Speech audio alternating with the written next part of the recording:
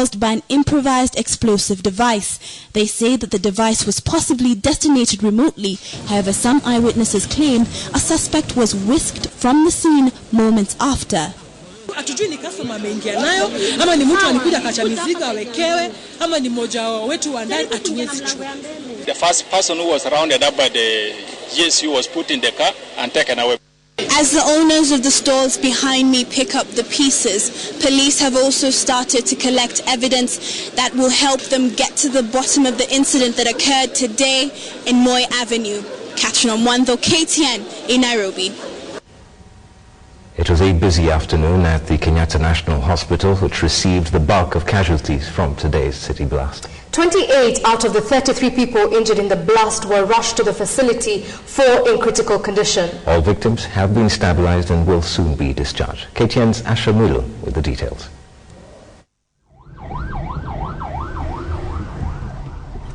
Ambulances speeding into the Kenyatta National Hospital. Trauma doctors ready to receive casualties from the blast.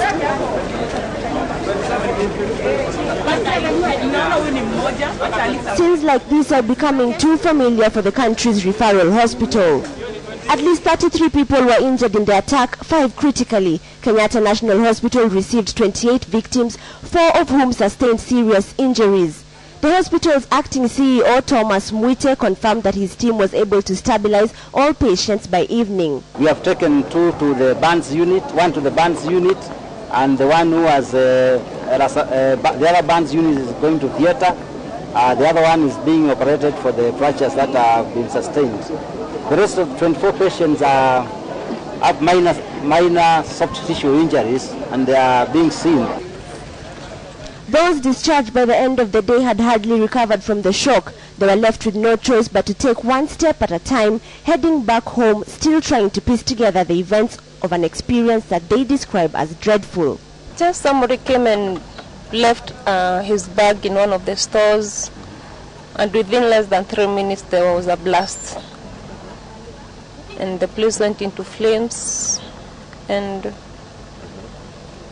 most of us passed out. And we were brought here in Kenyatta. I was on a corridor. I just had something pushed me. I fell down. I just saw black and I ran away.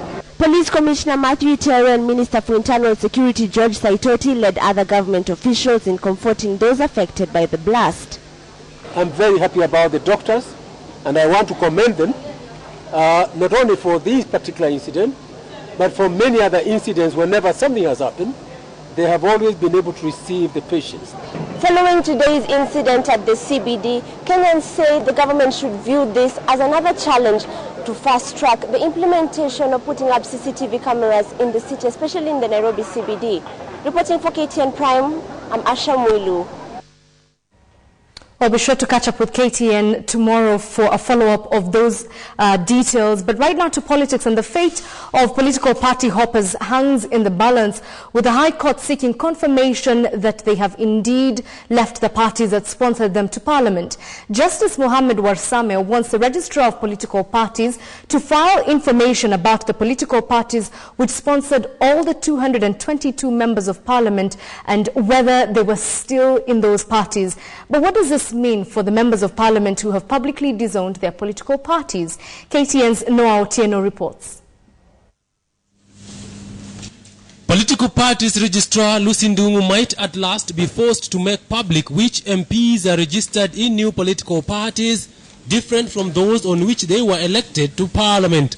The lobby group Friends of Raila has been granted one of their prayers. Fora had gone to court on 17th May this year, seeking orders to force the registrar to publish the names of those who'd left their own parties and formed new ones, and to force her to take action on such MPs by writing to the Speaker to declare their parliamentary seats vacant. Justice Warsame has granted the group the first of their prayers, ordering the registrar to file within 3 days details of political party membership of all the 222 MPs and any new parties they may have joined. Whether any of those new parties they have moved to are in any coalition, and whether the agreements for those coalitions have been deposited with the Registrar of Political Parties. This could bring into sharp focus the dilemma of MPs in the National Alliance Party, TNA, the United Democratic Forum, UDF, and the United Republican Party, URP, none of which are represented in the House. All of the MPs in these parties are firmly held on to their parliamentary seats, which they got under their original parties. Now, Tino KTN Prime. The government will not tolerate separatists and those advocating for secession. And that's the president's strongest statement on to the secessionist group, the Mombasa Republican Council. He was speaking at the Adventist University of Africa, where he presided over the official opening of a new library. The president said that Kenya is defined by the Constitution as one nation with one central government, and that there is no room for dividing the country along regions or tribal lines.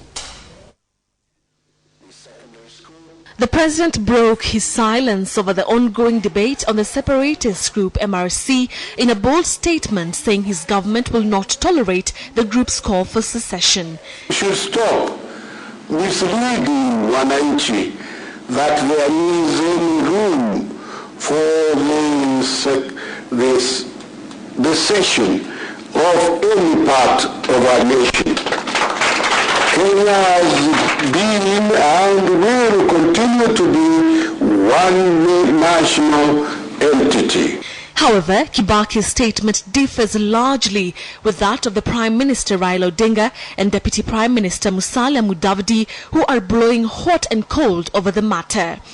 Last week, Raila, while holding a rally in Likoni, said that the MRC members are Kenyans and so there was need to negotiate. MRC wanaongea lugha ya Raila, ile lugha yetu ya ukombozi.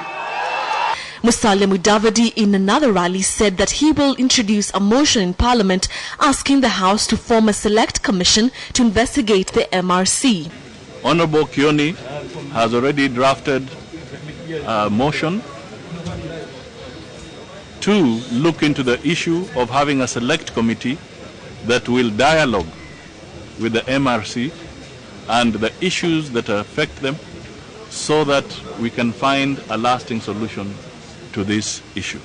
However, his offer was dismissed by MRC spokesman Rashid Mraja, who says they doubt the sincerity of the move. The MRC have vowed to fight for secession of the coast region from Kenya because of historical land injustices.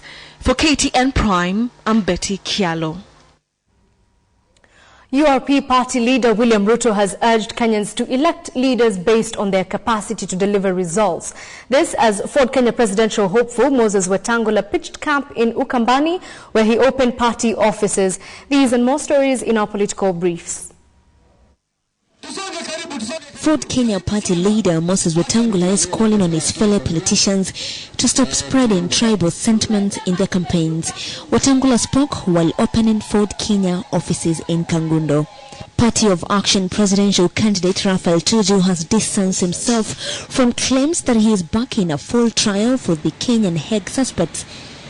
Speaking to the press in Nairobi, Tuju said he has had a long and cordial working relation with the four. Meanwhile, Eldoret Member of Parliament William Ruto has urged the Sikh and the Hindu communities in the country to participate in the forthcoming electoral process.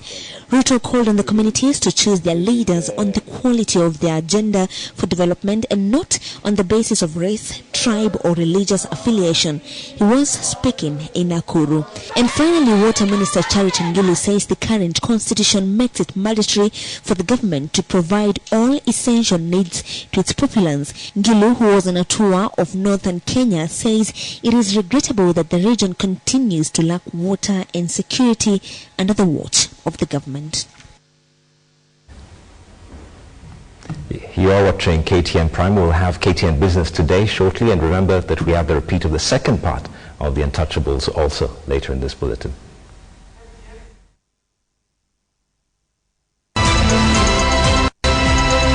KTN Business Today in association with Visa.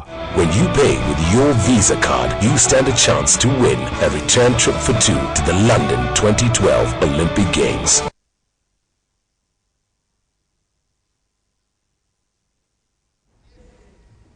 Welcome to the business. American firm General Electric has signed a memorandum of understanding with the Kenyan government for the development of infrastructure projects across the country. Now, the MOU will cover healthcare, transport and renewable energy as part of Vision 2030 flagship projects delivery.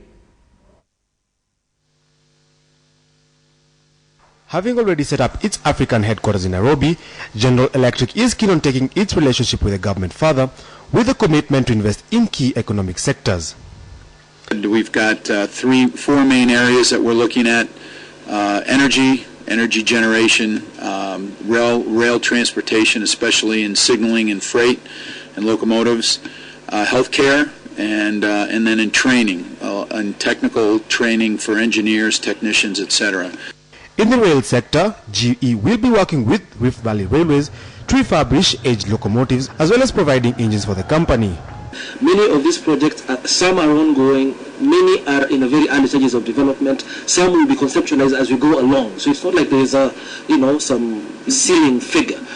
What we are saying in this MOU is the specific opportunities that we have identified, but we want to grow those as Vision 2030 grows along. The projects proposed to be covered by the MOU will be implemented in partnership with the Vision 2030 Secretariat.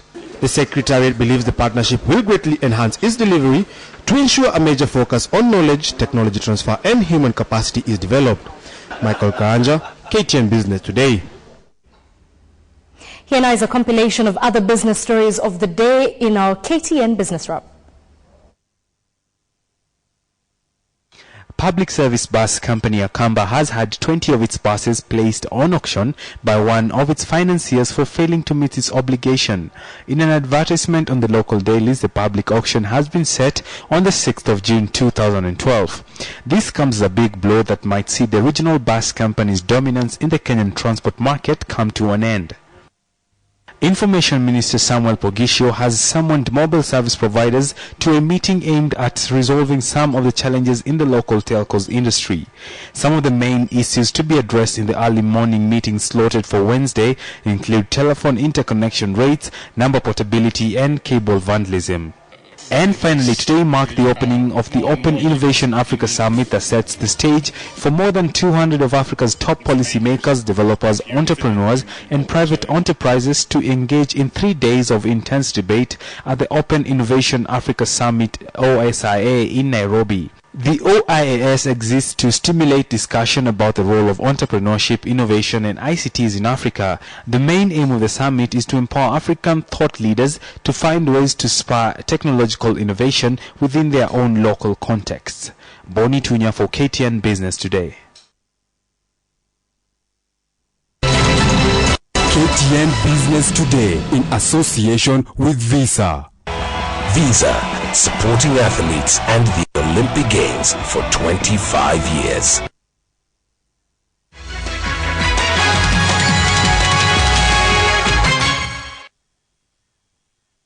Are you interested in owning a home? Join us from 1st to 3rd June for a chance to meet home developers and financiers. Come join us during the Kitengela Homes and Investors Expo at Chico's grounds in Kitengela Town. With every dawn, a new hope is born. Hope for a better day in every way. Our dreams and aspirations fuel our energy. A sense of being in every little thing we do. Bringing us closer in so many ways with one agenda. To achieve our goals. At UAP, we enhance lives across Africa to deliver the dreams we all hold so dear. Insurance, investment management, property investment, and financial advisory. UAP, better, simple life. Kevocha Breweries Limited, leaders in quality. And now, introducing another one from Home of Quality. triple distilled Crescent vodka, now available. The home of quality. Truly Kenyan.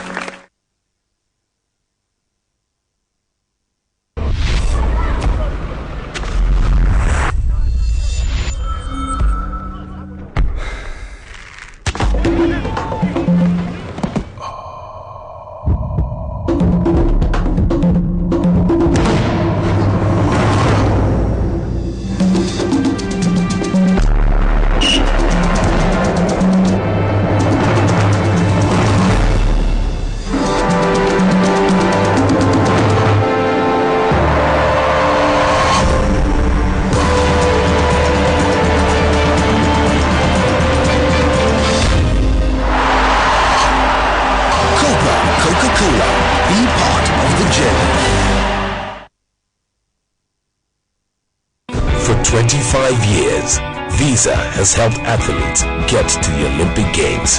Now, we're going to help you get there too.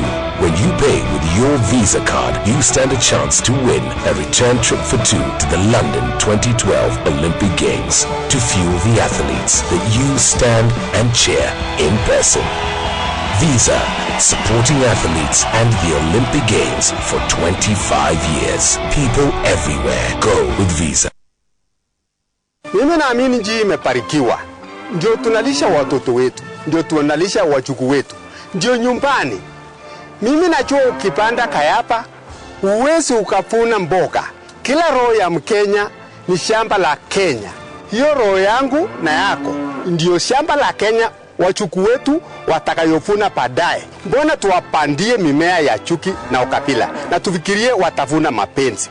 Uchaguzi ujao ni wakati wa kupanda mbegu za furaha na umoja katika taifa letu la Kenya. Hiyo ni kazi nimejitolea, na naapa kwa jina langu na la jamii langu nitachagulia wa Kenya viongozi wanaolenga taifa letu, sio kabila yake.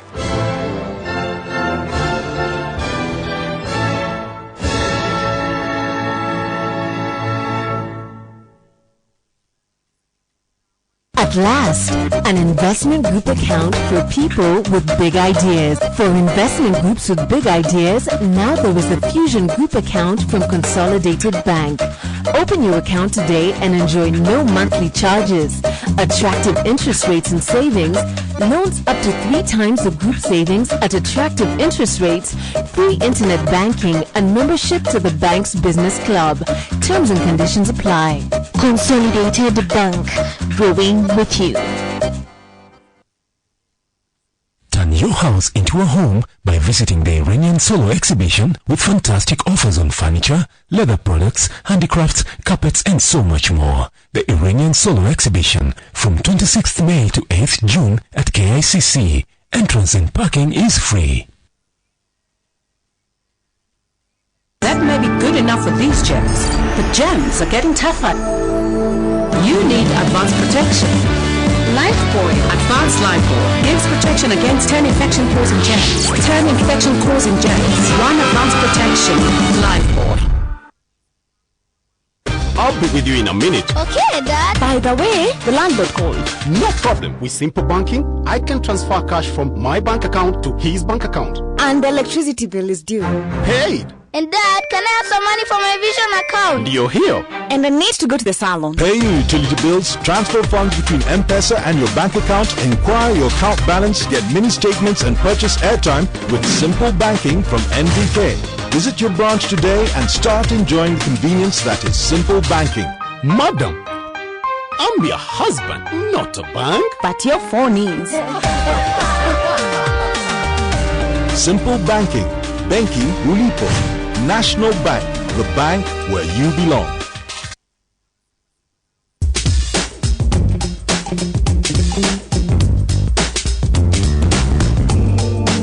Drostihov Chardonnay. Chardonnay is a white wine which can range from clean and crisp with a hint of varietal flavor to rich and complex oat-aged wines. Chardonnay typically balances fruit, acidity and texture. This varietal goes well with everything from fish and poultry to cheese, spicy foods and nut sauces. Frosty Hoff. Every year is a good year.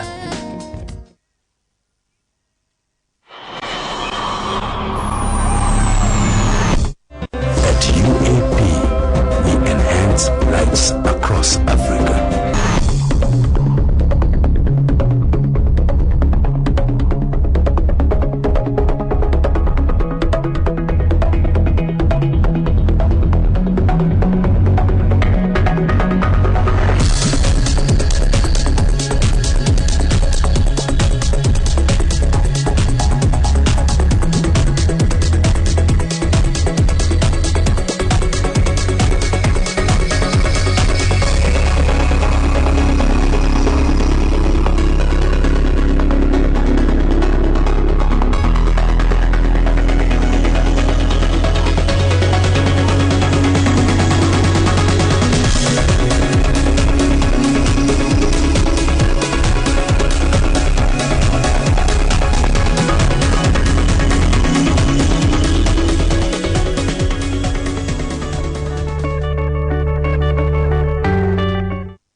Insurance, investment management, property investment, and financial advisory.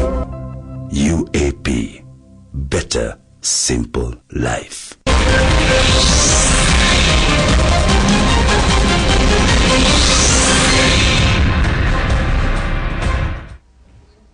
Welcome to the sport. National soccer team Harambee Stars will be wearing a new kit during the Africa Cup of Nations qualifier against Malawi on Saturday.